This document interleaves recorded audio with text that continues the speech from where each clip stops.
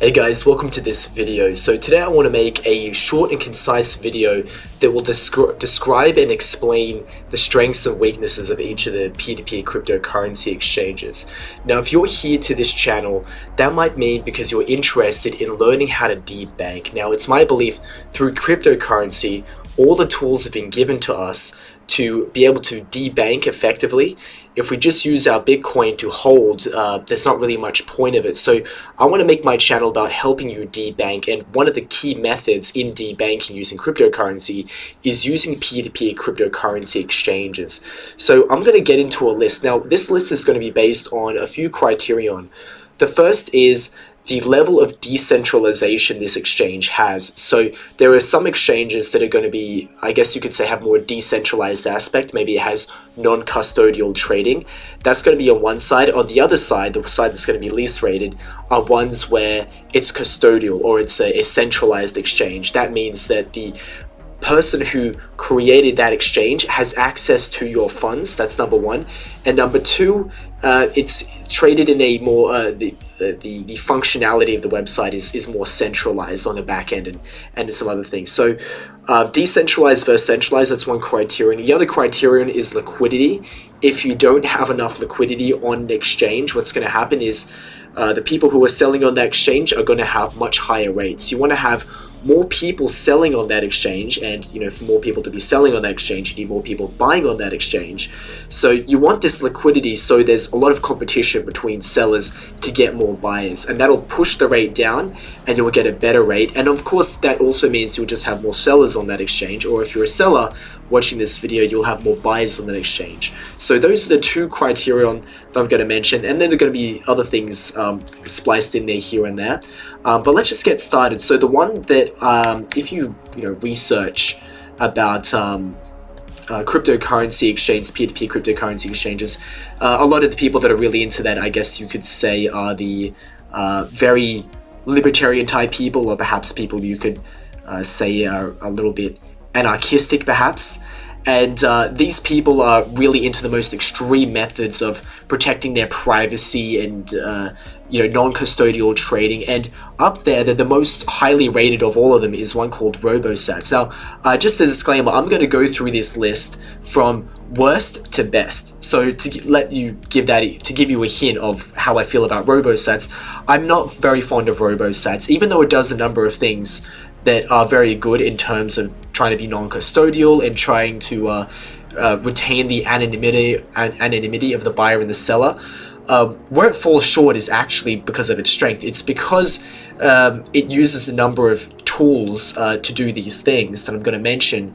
It has such a high learning curve to it, and it's because of that I believe very few people use it, and therefore the liquidity is low. So about RoboSats is you have to use it on the Tor browser, and it's also non-custodial. So I don't know if this is going to make sense to you because maybe you're not really deep in the P2P crypto trading world, but there's on a non-custodial exchange, what a seller will have to do is they'll have to send their funds into escrow. So when you open a trade with them, they'll have to send the funds from their own wallet outside of the exchange, usually on their cold wallet, into escrow, and that'll put it into a third-party system where the moderator and you and the seller can essentially have access to those funds. Prior to that, there's no money on the exchange. Now, this is good. So the gold standard for P2P cryptocurrency exchanges is this non-custodial trading system, because that ensures that the exchange doesn't have access to your funds. Now, the problem with this particular non-custodial trading method on RoboSats is that a trade can only, an offer, can only exist for 24 hours. So imagine there's a seller and he wants to sell Bitcoin, Lightning, using bank transfer, right? So what he has to do is he has to send his funds into this wallet, essentially, and it'll allow the trading offer to be available for just 24 hours. And hopefully in that time, someone opens the trade with him, the funds will go into escrow and they can trade. But there's two problems with this. The first is the fact that it's a pain in the butt for sellers. So as a seller myself, the last thing I want to do is to send funds into this thing every single day. I just want the trades running up all the time. I don't want to have to wait, I don't have to every 24 hours refresh the trade and send funds back into it, especially when you're using something fiddly like Bitcoin Lightning, which is what RoboSats is mostly used to trade. I don't want to have to, create a Bitcoin invoice and do all that every single time, and it just becomes a pain in the butt. And I think my sentiment is reflected in the liquidity on this site, which is the second thing I want to talk about. I think because it's not a great environment for sellers, there aren't that many sellers on there, therefore there's not going to be many buyers, because when they go to the website, there's just not that many people selling. And this is what I was talking about before. There's a low liquidity, and this is why I have to rate RoboSats very low. For most of the things you want to buy, there's just going to be too few sellers, and if there are sellers, they're probably going to have a very high rate, and on top of that, they're probably going to be AFK a lot of the day, just because if there's less action happening on the website, there's just less need for them to constantly, keep looking at their tab and seeing if they've got any orders. And from what I understand, I don't know if they have Telegram notifications either. Maybe they do. Someone can correct me on that. But it's also always on that you can only use it on the Tor browser, so the chances of them having the Tor open all day, looking at it, especially with how long it takes to load, it's less likely, and they're certainly not going to have that on their phone. So my opinion about RoboSats is that it's developed by people that are very serious about trying to retain the anonymity of the customer, and actually they're doing a very good job at creating tools that will help decentralize the process of peer-to-peer trading. But the good side is also the bad side. Just because the learning curve is too high, and there's some other fiddly aspects to the interface of this website, I just think that it's problematic, because there's just not going to be enough liquidity, and the liquidity is just going to be very important for doing this. Let's see here. So the second one that I want to talk about is Bisq. Sorry, I'm just trying to quickly check. I'm live streaming this, so I don't have to edit every little thing here. So hang on a sec. Oh, that's good. Okay, so the second one I want to talk about is Bisq. Now, Bisq is similar to RoboSats, but the difference is that it's got an even worse interface. It's got an even higher learning curve, in my opinion, because I've got the Bisq website open right now, and as you can see, it's not even something you can use on a website. So you have to download it. You have to download this program. And when it comes to these Bitcoin exchanges that are all on some program, the problem is you can't use it on your mobile wallet. And you might be thinking, as a Bitcoin buyer, you're not really so concerned about its usability. I mean, you're probably not going to be at the bar and you need to buy Bitcoin on the spot. That's not what a normal person does. However, you want to think about it in terms of the seller. So this is very similar to my concern with RoboSats, is that if you're a seller on Bisq, you have to be, when you're a peer-to-peer seller in general, you have to have access to your trading platforms all the time, because they're just going to come in all day. You're going to want to go outside, and most people are checking on the phone, they're checking on the computer. This is if you're a seller. So if you're only able to access it through this program, you're not going to be sitting at your computer all day, you miss a lot of trades, and this is going to be a problem when it comes to buying. You're going to open up a trade with someone who's selling, and they're just going to be AFK, and you're going to have to wait a while. So that's problem number one. And problem number two is the fact that the interface is enough that I think it deters a lot of buyers and sellers from using the website. So first you have to download this program, then you have to download the entire blockchain, which is going to take quite some time.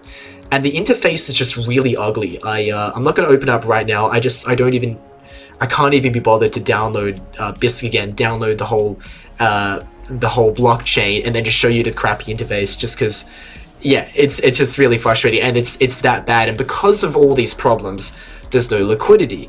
And a lot of my problems with an exchange is going to come down to the fact of whether or not there's liquidity. So to me, this exchange rates very highly in terms of decentralization, in terms of being a non-custodial trading website, which are very good things. However, the fact is, I just find it very impractical, because if you're a buyer or a seller, you're going to have a hard time finding buyers or sellers and at the rate you want. And a third issue, which is going to sound very silly for many people, is the fact that you trade Bitcoin on this website. Now, I like Bitcoin. I'm a Bitcoin user. I mostly have my money in Bitcoin. And this is a website, I guess you could say, for Bitcoin maxis. The problem with Bitcoin is just that the withdrawal fees are going to be high and the depositing fees are going to be high. So every time you send funds to this website, it's going to cost money, and it's just Bitcoin. And for many of you who are interested in buying Bitcoin P2P, you're probably going to find that's not a huge issue for you. But as we'll see, compared to other exchanges that I've got on this list, when you compare it to, say, something like USDT TRC20, it's much cheaper. And again, if you're a buyer, maybe you buy bulk and it's not a huge concern. But again, you've got to think about from the perspective of the seller. For the seller, they're going to have to factor in this Bitcoin fee into their price. So you're going to get a higher price. And but I don't want to rate it too lowly because of just that reason alone. But it's still not very highly rated on my list as practical exchanges. So the third one, counting backwards, so I've done 9, 8, 7. So the seventh one that I want to, 1, 2, 4, 6, 8, 9.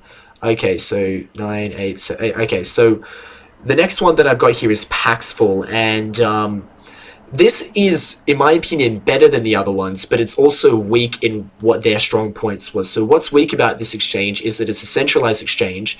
It's a custodial trading platform. So every time you send funds to the exchange, if you're a seller, for instance, Paxful actually has all your Bitcoin, essentially, right? So how it works with these centralized exchanges, just a bit of a speed run on how it works on the back end. So I run a cryptocurrency exchange. And when you have a custodial trading exchange, if you send money to a wallet that, you open up your account in that exchange, you go to your wallet and it'll give you an address. You send funds to that address, but that address is unique to you. But at the same time, it's going into a pool of funds on that the exchange owns. So everyone's Bitcoin and everyone's crypto is all going into one pool that they control, and it's actually separate to whatever you see on the exchange. What you see when you see 0.01 Bitcoin appear on your user interface is actually just numbers. It's just representative of Bitcoin that the cryptocurrency company has in reserve, but someone's actually just gone onto the front end of that website and just basically typed in a number that corresponds with whatever it is you sent. So where things go wrong with custodial trading platforms, we'll just say like FTX, is that a lot of people will see, oh, they've got all this Bitcoin or whatever, but if there's a problem, or who knows whatever's going on, maybe the website owners are crooks, they can just pull all the money out from the back end because you sent them money directly. But you'll still see, Bitcoin or whatever on the user interface, and you try to withdraw and then nothing happens. So that's a background of, why these things are important, why non-custodial trading is better than custodial trading, and why centralized is better than decentralized. And so Paxful is a centralized custodial platform. So there's nothing decentralized about it. You've got to, sorry, let me just fix this up. I'll talk while I'm doing this. Okay. So you've got to take into account that, say, if you're a seller, every time you send funds to that platform, if that platform ever shut down, then you lose your money. And this isn't exclusive to Paxful. It's not to pick on Paxful, but you've got to think of every centralized exchange, whether it's Binance, Bybit, or whatever. This is one of the risks. Now, the thing that is good about Paxful is it actually does have a lot of volume.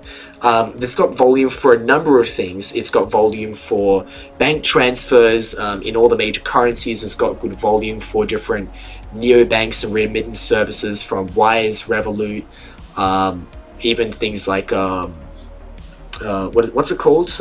Western Union. It's actually a very, very big exchange. It's a great exchange. I really do like it.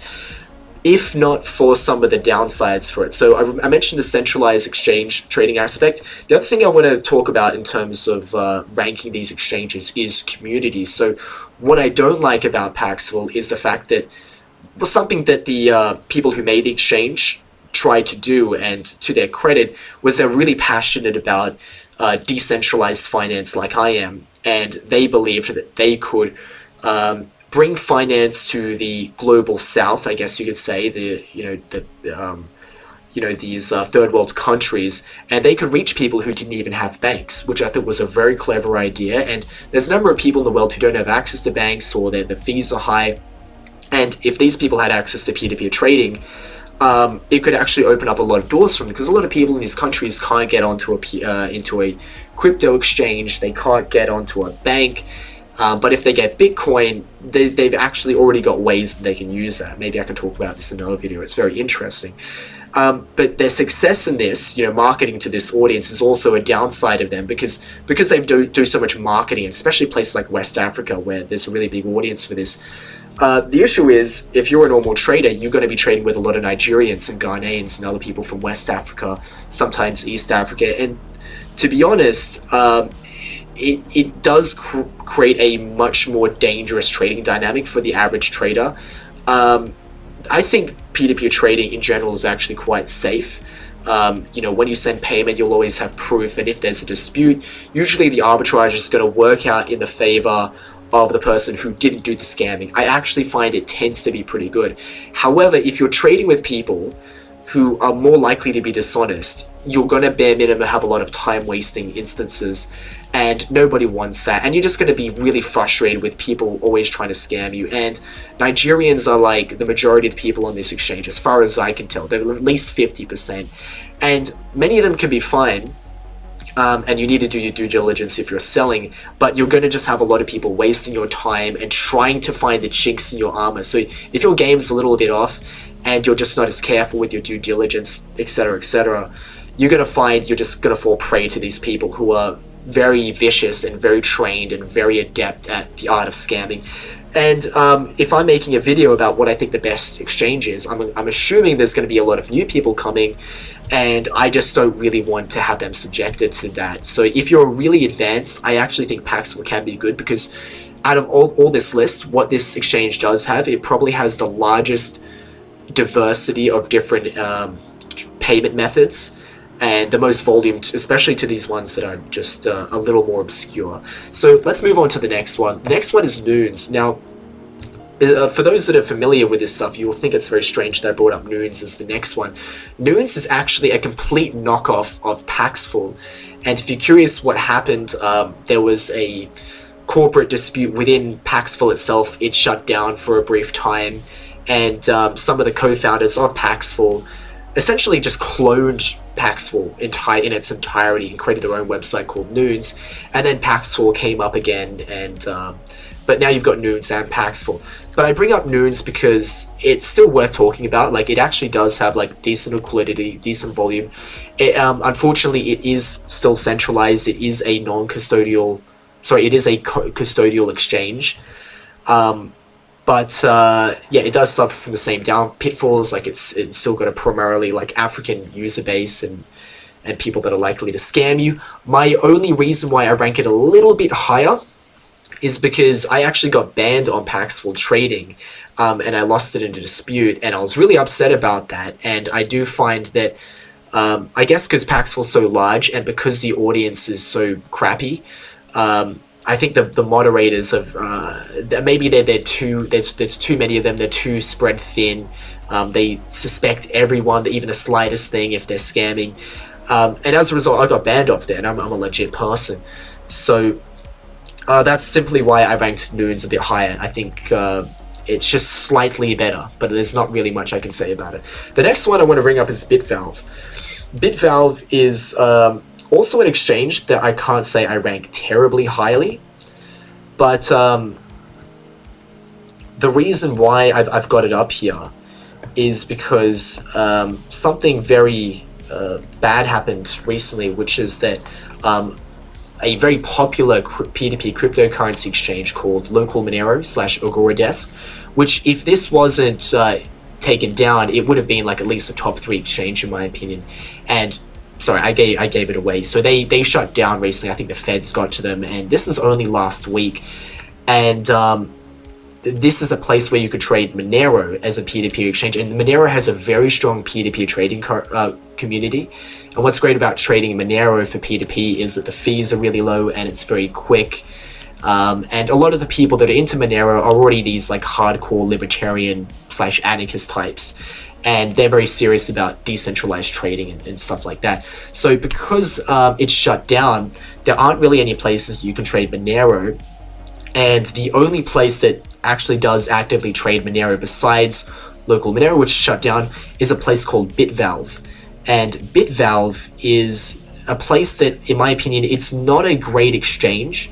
It doesn't have fantastic liquidity, and it's a centralized exchange, and it's a custodial exchange.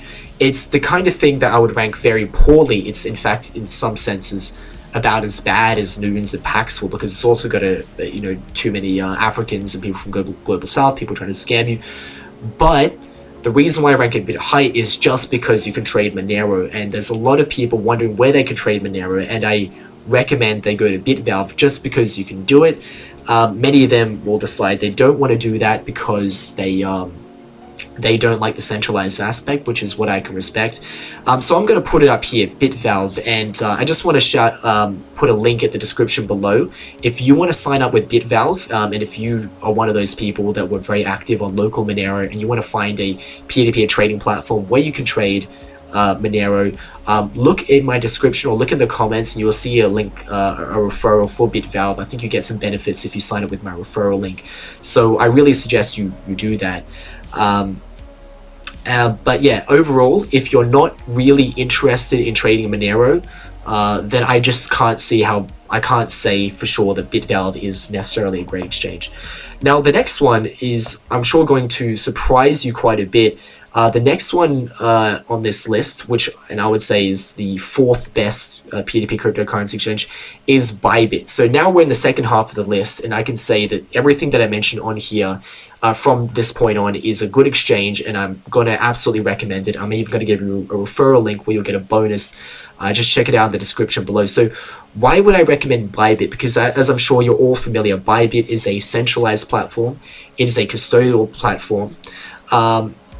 But I want to talk about what some of the benefits are of using Bybit. So because it's a top exchange, not even in the P2P area, but just in general, it's got a lot of liquidity, so much liquidity. So there's a lot of people that can access the liquidity on their AMMs, their standard spot trading stuff. There's people that trade derivatives and other things like, I guess, maybe CFDs, other instruments, and there's a huge amount of volume in these markets. And then as a result, ever since they added the P2P trading section, I think that the volume has just exploded with their P2P, and as a result, you can get definitely some of the best rates. I think if for some payment methods, you can get the best rates in the entire P2P trading system. And to me, that's a trade-off that I think many people watching this video would be willing to take, because not all of you are these hardcore libertarian types that don't want anything you do to be known to the world or whoever. Many of you are just normal traders, and you just want the best rate, and you want to trade P2P because you hear some good things about it. And for that, I don't think you need to look further than Bybit. Even on a centralized exchange where you have to give KYC, there are many payment methods in P2P where you don't have to give additional KYC to the person you're selling to. So it's not a complete lose situation where you have, because I think there are some things you can do. But yeah, the main benefit to Bybit is just there's good liquidity, and Bybit is a place where they don't charge any fees to the seller. And you have to understand, again, think about it from the point of view of the seller. Most exchanges will charge 1% to the seller, and they're ultimately just passing that off onto the buyer. So this is another reason why Bybit is like significantly cheaper as a P2P exchange for all their payment methods compared to some of the other ones that I mentioned. Now, the next one I want to bring up is Binance, and again, you're probably quite surprised that I brought up Binance, but in the same vein, what's good about Binance is the fact that there's just so much liquidity. It's got the most liquidity out of any exchange, therefore any P2P exchange as well. And as a result, you just get the best prices. So if I'm to say which I think is better, Binance or Bybit, I would be mostly splitting hairs, but I would still have to give it to Binance because of the fact there's just more people and you're just going to get more, you're just going to get a better rate for your money. And something I also want to talk about real quick is the safety of Binance and Bybit. So it's a centralized exchange, it's a custodial exchange, but they've also been around, both of them have been around for a long time. You know, Binance is an OG, Bybit is not exactly an OG, but it's been around for like, 7-8 years. And on top of that, they're highly regulated. Everyone knows it, so there's always a spotlight on them, and it survives through all the various major crypto catastrophes like FTX going bust or Luna going bust. They've been really tried and tested, and that's different to say another centralized exchange like Paxful, Noons, BitValve. They're newer. There's a more dodgy element to them just because they just don't have as many people using it, whereas Binance and Bybit are just more trustworthy than them. But again, the only reason why I rate them so highly is purely because of the fact that there's good liquidity and there's good volume. Now, the second best on my list is one called Hodl Hodl. Many of you may have not heard of Hodl Hodl, but it's really one of the best. Some people would say it's actually the best peer-to-peer cryptocurrency exchange. Now, I put this at number 2, but it's very understandable if this could be a number 1 trading platform. Now, I also just want to mention real quick, I've got a referral link for Bybit. You should click that in the description below if you're interested in signing up for Bybit to use P2P trading. And I've got a referral link for Binance. If you're interested in that, you can click on the referral link below and you can use it for peer-to-peer trading. So the reason why I think Hodl Hodl is so high and why I really recommend everyone use Hodl Hodl is because it ticks so many boxes, all right? So first, this is a non-custodial trading platform like BISC, like RoboSats, in that the exchange itself does not hold your funds. So it doesn't even have a wallet, so you can't send funds to the exchange, to an exchange wallet. What happens is when when a buyer opens a trade with the seller can talk with that buyer first, and they can do some preamble. Maybe the seller needs more information, and then when they're ready to trade, they start a trade together, and then there'll be the option to send funds into escrow. And when the funds are in escrow, only then will it the funds are now kind of on the exchange more or less, and it's now controlled by the buyer, the seller, and the third party. So what's good about this compared to say RoboSats and BISC is simply that there's more liquidity. The liquidity is much more abundant in a number of payment methods, everything from bank transfers, wires, Revolut, a number of things like that.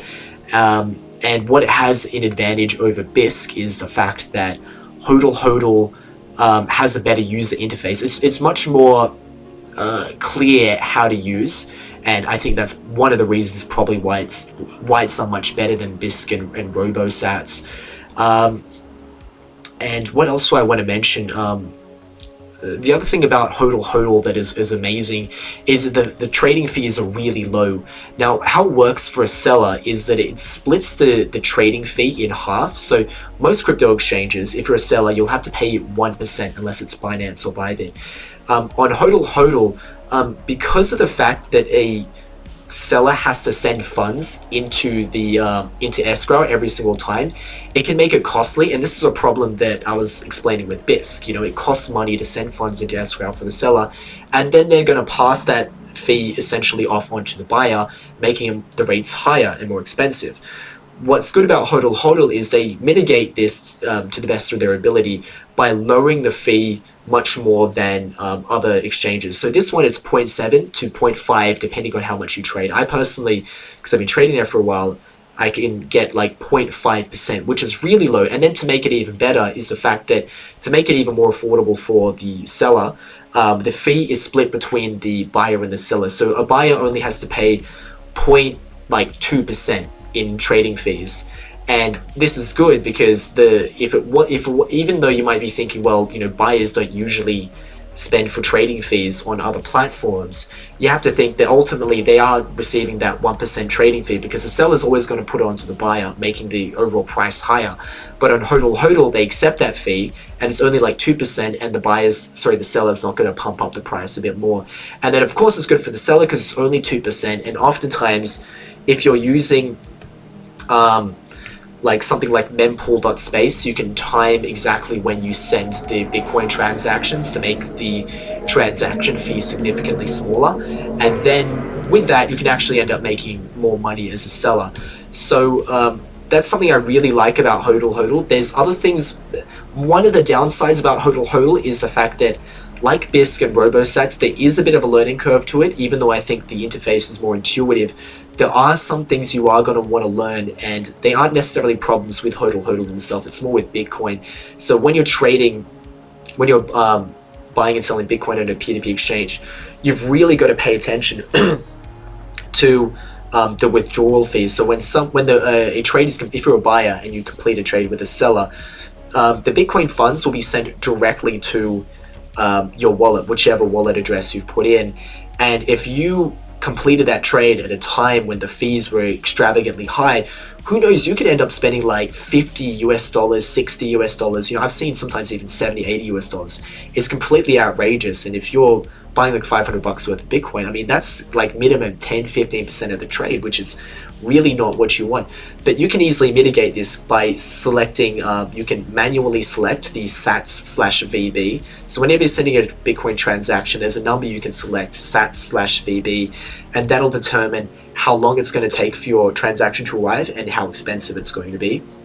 And on HODL, just make sure to set that as low as you can do. Hopefully the fees aren't too high on that day. And on top of that, maybe you can make a compromise and say, look, I don't care. Look, I've got Bitcoin. It's already mine, but I don't mind if it takes like 12 to 24 hours for it to arrive. And that way you can save on that. So that's number 2 on the list. The last one that I want to mention is local coin swap. Local coin swap is my favorite. HODL is very good. Local coin swap is only slightly better for a few reasons. So first I want to say local coin swap has a lot of the features and benefits of HODL. So it's also a non-custodial trading exchange. So you can send funds directly into escrow. And it's very decentralized. You don't need any KYC. You don't even need a phone number to sign up. I don't think you can just use a burner email address, and it's got liquidity. So imagine all the things I said about HODL, but apply it to local coin swap. The fees aren't as good, which is a downside, but everything else is mostly still there. So what you're getting on top of what I mentioned with all of the things with HODL is the fact that there's just more liquidity and there's more payment methods for that liquidity. So you tend to get better rates. And the thing that I personally like the most is the fact that you can trade things besides Bitcoin, and Bitcoin just has problems. I'm just being realistic. Bitcoin Lightning, I guess, fixes a lot of these problems, and that's why RoboSats is a thing. But Bitcoin is just a pain in the butt because it just costs too much money to send and receive. And this has always been a problem with P2P trading.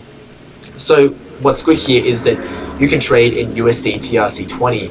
Now, to be fair, local CoinSwap is not the only P2P trading exchange that uses USDT TRC20. You've got it on, Binance, of course, Bybit, I think on BitValve, on Paxful. But the difference is that I would say that the difference is that the USDT TRC20 trading volume compared to the other decentralized non-custodial exchanges is significantly higher. So with the other ones, it's more of a niche thing. Like if you go to Paxful, there'd be some for USDT TRC20, but not as much as Bitcoin. And the same thing with BitValve. But I would say compared to Bybit and Binance, which does mainly trade USDT TRC20, is the fact that it's mainly the fact that it's just non-custodial, and it's decentralized. So it's got a lot of the benefits of Binance and Bybit, not the centralized aspects, just the liquidity and the fact that you can trade USDT to ERC20, which is far superior to trading Bitcoin, because for the buyer and the seller, they won't have to pay that annoying fee. They can just use TRX token, a really small amount of it. And then it's got all the benefits of HODL as well. It's also got a really great interface as well. And the reason as well, I think it's got so much liquidity and volume and buyers and sellers on there, is because, in my opinion, local CoinSwap became the de facto inheritor of local CoinSwap. Local CoinSwap was the original OG of P2P cryptocurrency exchange. It was exchanges. It was the first one. It had the most liquidity. It basically paved the way for this industry as a whole. And then it got shut down around 2 years ago. And due to local CoinSwap's ease of use, the similarity of the name, and et cetera, I think it absorbed most of the people from that exchange, and that's why it's got such good liquidity. So I'm going to leave a referral link in the description below. If you want to sign up with local CoinSwap, I suggest using my referral link, because you get a bonus on the fees or something like that. And if you like this video, I really suggest you look at these different exchanges and see what works for you. Some people need an exchange for certain payment methods, and I'm not going to go into that into detail with this video. I'm going to make another video for that. So look at all the exchanges and see what payment method, which currency, which cryptocurrency suits you, and then you can use my referral link, sign up to these exchanges, and you can see what works best for you. So thanks a lot for watching, guys. If you're really interested more in P2P crypto trading, whether it's buying or selling, and you're interested more in about how to debank, click subscribe. There's going to be more videos like this, and I'll see you next time. Peace.